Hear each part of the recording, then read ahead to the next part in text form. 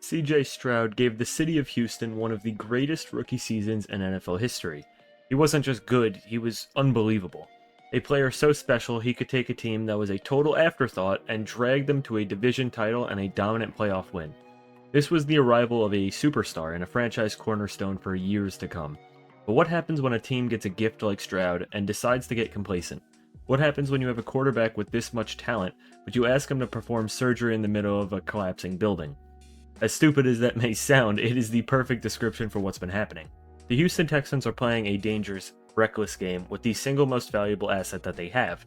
Despite a new season and a ton of new faces, they are continuing a pattern of catastrophic failure when it comes to the most important job that basically any team has, which is to protect their franchise quarterback. CJ Stroud is still a phenomenal talent, but the Texans are basically setting him up for an inevitable disaster. But to really get what's happening through 6 games in 2025, you first have to remember the nightmare that was the 2024 season. Last season was basically a test of survival for Stroud. He was sacked a staggering 52 times. Now let that sink in here. 52 sacks. It was a year defined by pressure on what felt like every single dropback, with Stroud constantly making magic happen with defenders blowing up the pocket.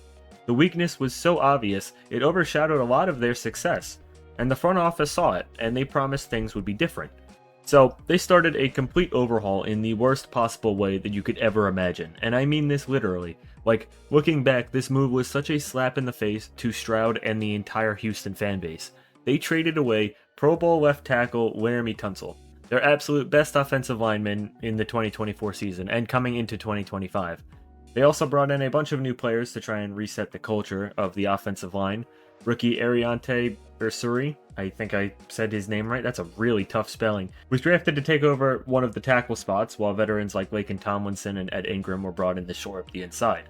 Before the season even started, head coach D'Amico Ryans was tired of hearing about the offensive line in general, and in September he told reporters, and I quote, "Quite frankly, I'm tired of talking about it. It's time to go play and let's see how our 5 match up." Well, we got to see them play, and it's been the same old story. The names on the jerseys have changed, but the results have not. Through the first 6 games of the season, Stroud has already been sacked 15 times. That number puts the Texans right in the middle of the league statistically, though it doesn't account for the fact that Stroud has had to get rid of the ball almost instantly to avoid the number climbing higher. And believe me, it would climb higher. For example, in Week 5 alone, Stroud set a career low in average time to throw the football at just 2.46 seconds. This shows that the Texans are still among the league's worst in protecting their quarterback, which makes 2025 a terrifying sequel to last year's horror movie. The problem is, once again, an entire system failure up front. Replacing just one guy will not make a difference here, especially after they've already given away Tunsil. Let's talk about another factor of this problem, though. A quarterback's best friend is a balanced offense, but the Texans' run game has been struggling to get going at all. I know, it is probably a true shocker hearing me say that. While they have shown some life from time to time, they have rushed the ball a very low number of times this season. So none of their running backs can really find a rhythm to begin with. And when they are running it, they average just about 100 yards per game, so league average for the most part. But of course, those numbers are boosted from a few good games. In Week 7 against the Seattle Seahawks, Houston rushed 15 times between Nick Chubb and Woody Marks, totaling only 31 yards out of those 15 touches combined. That is literally 2 yards per carry. I'm sorry, but that will not help Stroud or this offense. When the defense knows you have to throw the football in order to progress down the field, their pass rushers just have to pin their ears back and attack without worrying about a handoff. It puts an already shaky offensive line in an impossible spot and forces Stroud to constantly play from behind the sticks while simultaneously just running for his life. Now for the second part of the problem, the new guys just aren't gelling. An offensive line is all about 5 guys moving as one. The Texans just threw a bunch of new parts together and crossed their fingers. That's basically what happened. Pro Football Focus was skeptical from the jump, ranking Houston's projected line dead last in the entire NFL at 32nd before the season even began. Their analysis pointed out that by trading away a veteran anchor like Tunsil, the team got rid of the little stability that it was actually carrying into the new season. And now, 7 weeks in, we're seeing that prediction play out in front of our eyes. The communication on stunts and blitzes are just terribly messy. Guys are losing their one-on-one matchups way too often on top of that. I mean, the best way to summarize this entire unit is that they're essentially a screen door on a submarine. And the scariest part is that Stroud knows it. He publicly backed his guys after a game saying, and I quote, "I think one thing about this group that I'm really proud of is that they're dogs from left to right." But that's what a leader has to say. Like, what would you expect him to say? Yeah, my offensive line is terrible, and I desperately pray every night that my that my team gets me new guys in front. Like, no, he's not going to say that. The film obviously tells a different story than what he's saying publicly, and literally every fan is aware of that. We're watching a quarterback who seems to trust his own legs more often than the five guys paid to protect him. If you've also been thinking about the horrible play of the Texans' offensive line, be sure to hit that subscribe button and like this video. I post videos like this all the time and would love to see you all in the next one. But let me not take too much of your time, and let's get back into it. So, I mentioned that the team wanted a new culture up front, and I want to get into that a little bit. See, they fired offensive coordinator Bobby Slowick after the 2024 season and brought in Nick Caley from the Los Angeles Rams, a coach who has roots in the Patriots system as well. The idea was to install a more creative, flexible, and productive offense. Coach D'Amico Ryans praised Caley's energy and detailed approach, saying he's done an outstanding job. But here is the thing. An offense is only as good as its foundation, and right now the foundation of the Texans offense has cracks all over it. And the problem isn't just the players, it's a dangerous mix of a new system running into the same old problems. Nick Caley's scheme is all about timing and rhythm, and it's designed for the quarterback to hit his drop, make his reads, and get the ball out on schedule. But what happens when there's just no schedule to follow? What happens when the pocket collapses in under 2.5 seconds every single play? All the genius route concepts in the world doesn't mean a thing if the quarterback's running for his life. Stroud is being forced to bail on plays before they even have a chance to get going, and because of that, many of Houston's plays are dummied down to get the ball out of his hands faster to avoid unnecessary setbacks. And to top it all off, we've seen Stroud escaping from clean-looking pockets or just rushing his own tempo. A classic sign that his internal clock has been sped up by past trauma of being hit relentlessly. He's starting to anticipate pressure even when it's not there, and some people might say that he's seeing ghosts. And this isn't just a few bad plays that I'm pinpointing here. Deep dives into their blocking have analysts saying the same few things, that they can't run the football, and they really can't protect the passer. So what happens when you can't run the football? You're forced to air it out. What happens when you're forced to air it out? Opposing defenses can make life miserable for Stroud in the pocket, which destroys his confidence in his protection.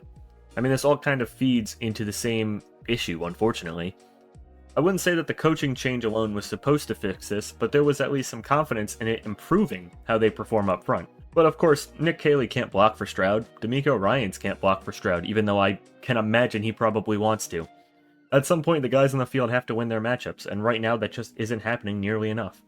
The front office made a huge gamble in the offseason, and they bet that a total reset of the offensive line, which included giving away their best tackle, was the answer to this.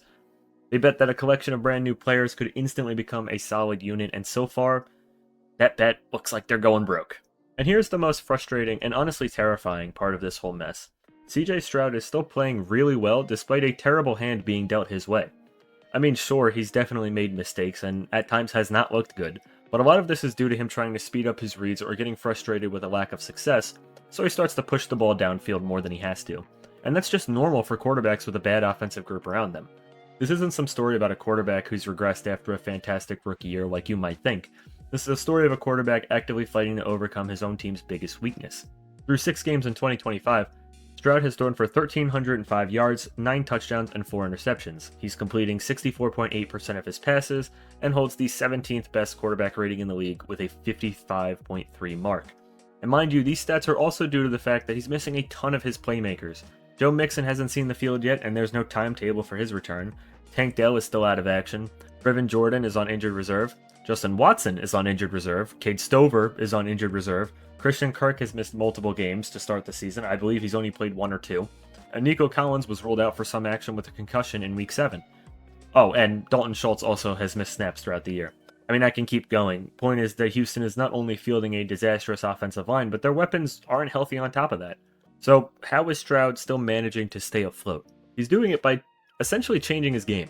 He's becoming a magician in the pocket and a master of quick escapes, off-platform throws, and instant decisions under 2 seconds. D'Amico Ryans even pointed out his growth, saying, and I quote, "He's doing a nice job just being decisive, taking what's there, getting the ball out to a lot of different guys, making really good decisions." And Stroud knows it also, saying, "I think every week I get better." But you just can't sit back and hope that your quarterback magically wins you a game each week. You will not get anywhere with that mentality. And that's what makes this whole situation so infuriating. The Texans aren't losing because of Stroud. They have a 2-4 record and an offense that has shown signs of life in spite of the terrible situation that they put Stroud in. He is the solution. He is not the problem here. He has to play perfectly just to stay competitive in games, and that's an impossible burden for any player in this league, nevertheless a guy entering his third year. A franchise quarterback is the most valuable thing in the NFL. It is the lottery ticket that teams can spend decades trying to find. The Houston Texans found it. They have their guy in Stroud, and they're just completely failing him. Talent cannot overcome a broken foundation forever. Every sack, every quarterback hit, every panicked scramble just chips away at a player's confidence and puts him one bad fall away from a devastating injury. We've all seen this movie before. We saw it with Andrew Luck in Indianapolis. He was a generational talent whose career was cut short by a relentless physical beating. And the Texans are walking down that exact same path. We're seeing this with Joe Burrow currently with his offensive line. And thanks to injuries up front, Justin Herbert's going through it this year on top of that. And I mentioned earlier that a player's confidence can get ruined by a bad offensive line. Well, what do you think's going on with Daniel Jones right now? In New York, they had an awful group blocking for him up front, and the second he goes to the Colts, this man looks like an MVP. Stroud and the Texans' offensive explosion against the Ravens a few weeks ago was great to see, but it doesn't erase the fundamental flaw that they're battling on a weekly basis. The Texans are 2-4. They aren't out of anything yet, but the success that they have found feels fragile, like it's hanging entirely on the heroics of one man.